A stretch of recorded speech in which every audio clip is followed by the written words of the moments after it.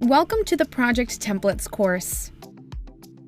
Project templates allow us to specify project settings for the files, issues, forms, RFIs, submittals, and assets tools across products, some cost management settings, and packages in Autodesk Takeoff.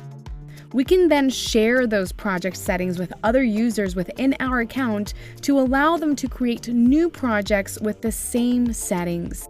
This standardization feature will align project creation and tool settings across an organization. For example, whether we work on heavy civil projects or housing development projects or hospital projects, we often need to create new projects with similar structures.